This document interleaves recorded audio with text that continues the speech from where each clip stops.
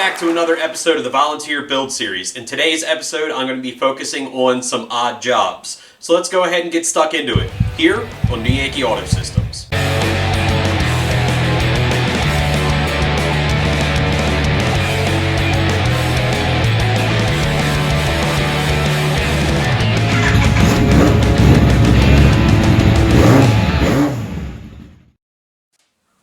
I'm still waiting on a couple of components to be able to finish out my wiring harnesses the way that I would like to, but there are still some small things on the car that I can continue to keep doing to make progress on the vehicle. Things such as securing my template wiring harness, routing all of those wires, figuring out the layout of those things.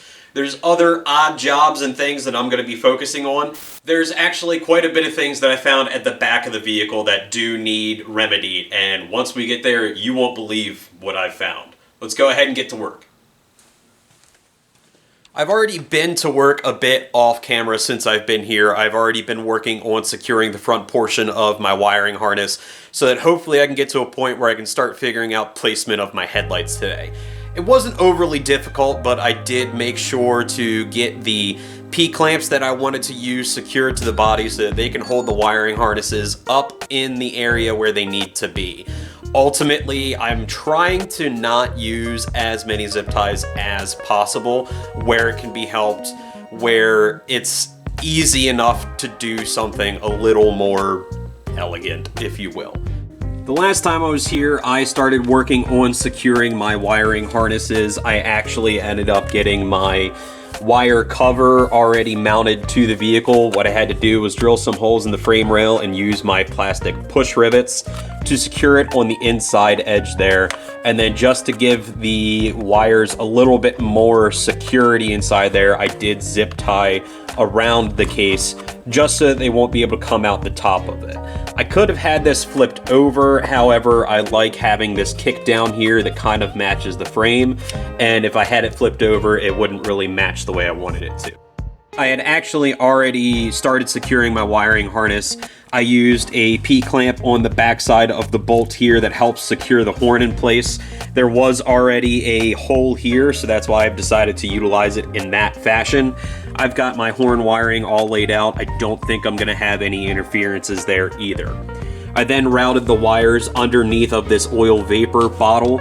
I've got the left front secured to the nose piece here with a zip tie just because there is no better way to really do that. It's not going to create a large pinch point. Ultimately, I don't think it's going to be that much of an eyesore. You're going to have to really look to see that zip tie down there. Once I had the front portion of the harness secured, I working on everything that goes through underneath the trans tunnel. Now, everything for the front seems relatively secure, but there are some issues that I'm going to have to be concerned with, such as the shift linkage as it goes forward. Make sure that the wiring harness, as best as I can, does not interfere with that shift linkage. It's very close, but I don't really have anywhere else to put it. Other than that, I just continued to run my wiring harness down the trans tunnel like I've done before. I do have a zip tie secured because there was a hook that was already here.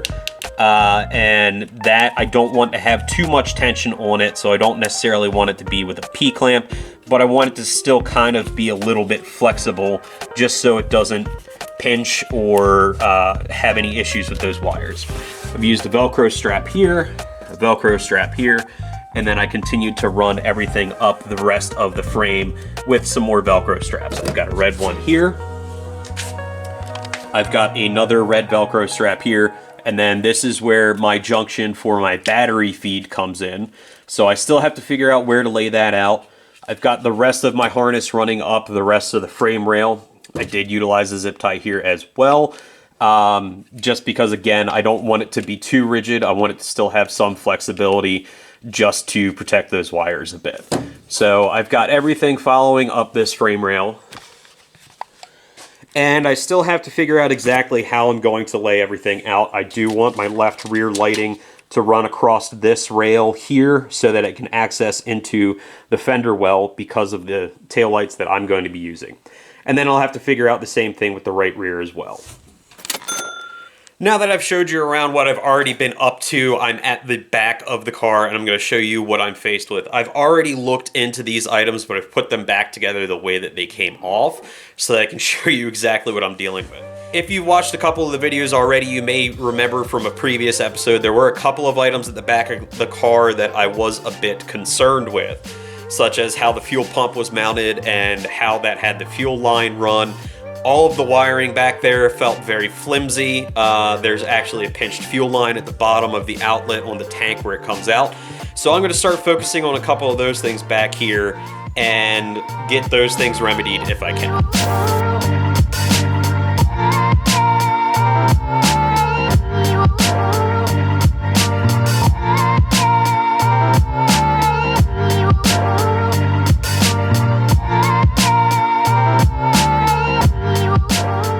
Okay, so now that I've got those things taken apart, I will turn the camera around and show you guys exactly what I found when I took this thing apart.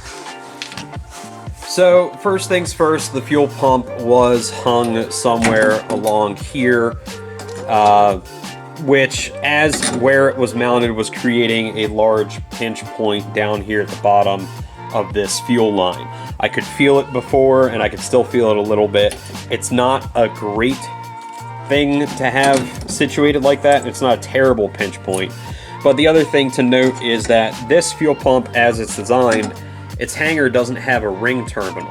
So what they've done is they actually had I guess a series ground from this other ground point tied back to this bolt here. Then what they ended up doing was putting a washer on, running the nut in, and it's actually ended up bending that hanger just a bit. The other thing that I noticed while I was looking at everything last time and this time around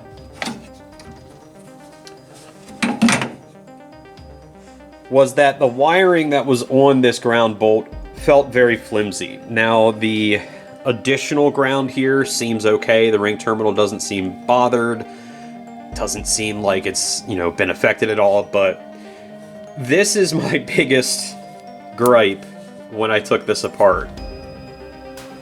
They didn't even put a ring terminal to ground the fuel pump out. They just had it wrapped around the bolt.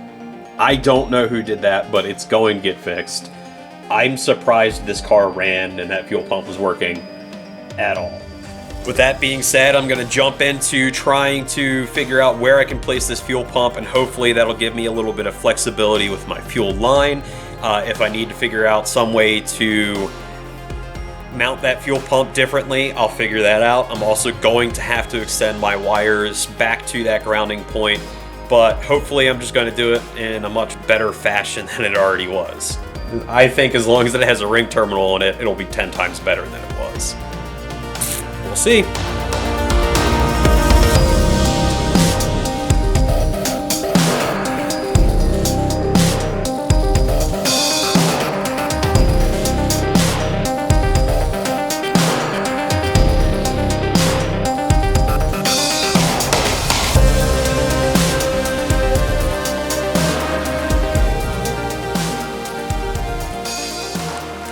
So now that I have all of that disconnected, I need to focus on trying to get my fuel pump mounted in such a way that, one, it relieves all of the tension on all of the fuel lines, two, that it brings that fuel filter up a little bit and it's supported a little bit better, and three, most importantly, that the fuel pump is supported better and is easier to take off, or is at least more securely mounted. So what I've found is I actually have a piece of bracket that was off of the Petty Chevy's Jeep bumper that I cut off. The holes here, these two holes, seem to line up pretty well with where the fuel pump is actually, the slots that are in there for the fuel pump to mount it. So I'm going to try and work on bending up this bracket and see how it fits up against the body, and possibly weld this bracket onto the down rail.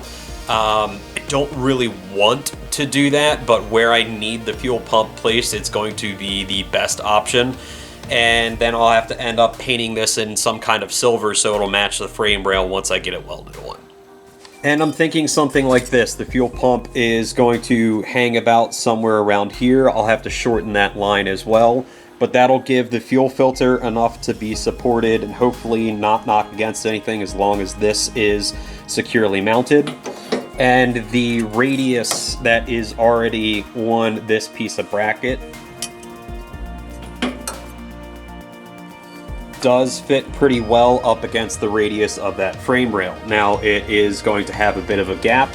I'm not going to try and weld it too much, but I just want to weld it securely enough onto there if welding it is ultimately what I decide I'm going to do. So that should work out pretty well with the least amount of work needed. I should be able to run the bolts through. What I'm going to do is fold up this bracket so it's an L, so it's high here, and this is welded onto the frame rail. I'll clean up all of these edges too.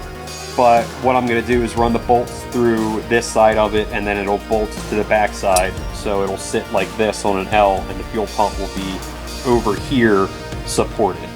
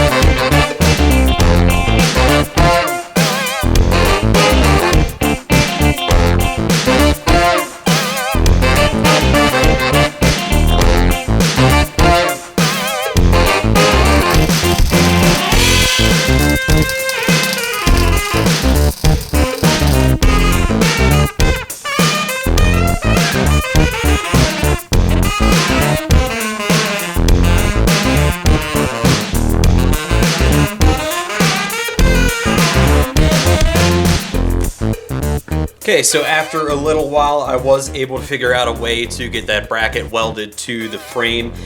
Could my welds be better? Absolutely. Do I think I'm the best? Absolutely not. I am by far an amateur. But what is important to note is that the welds should hold. There shouldn't be any issue. As far as all I did is I just welded on the top here. I want to weld on the bottom, but I don't think I can get in there well enough. And one of my tacks did blow through to the bottom anyway and catch the rail, so that's okay. But importantly, tons of stress on that, and I don't think it's going anywhere. So, is it going to work? Yes. Is it pretty? No, not yet. But it's going to work, and that's what's important right now.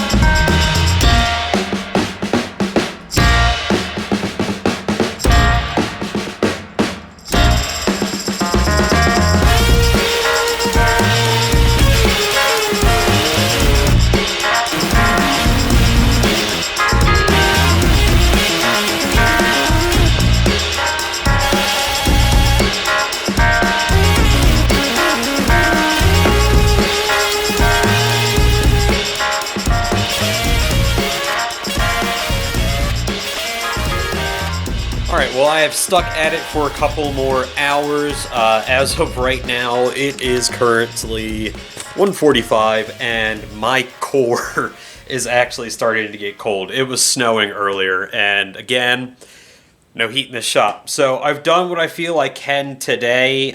It's too cold. I gotta get going. But I'll show you guys what I have so far.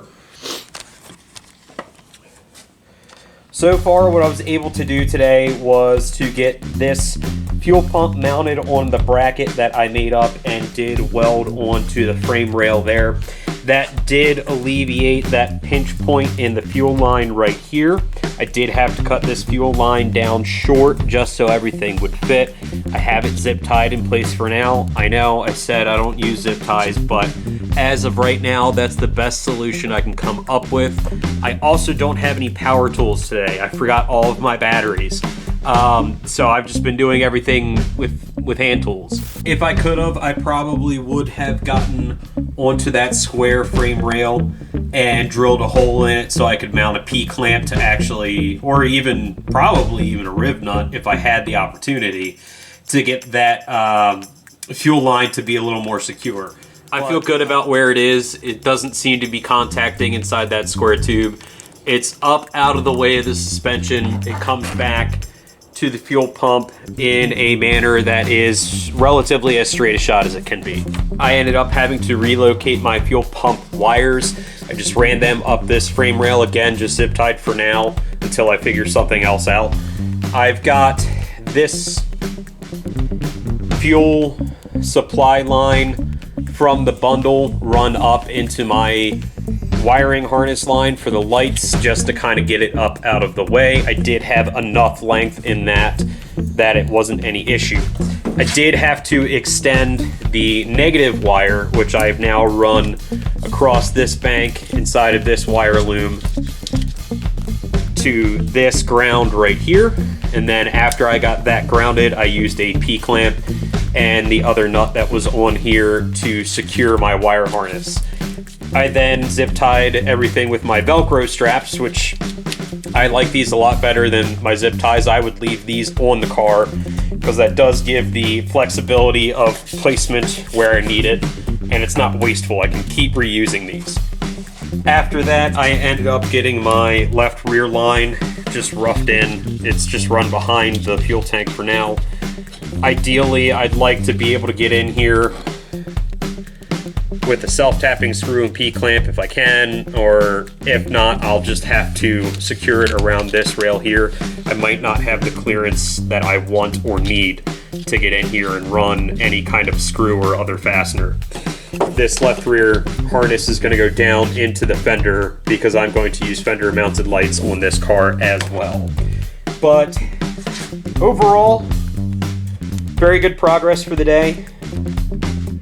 Just right now I am freezing cold and I gotta go. I will come back another time. And that's going to do it for this week's episode. Make sure to like and subscribe to the channel and follow along with the volunteer build and the petty Chevy build. Thanks for watching. See you on the next one. Odd jobs and things that I'm going to be focusing on. There's actually quite a bit that I want to do in the back of the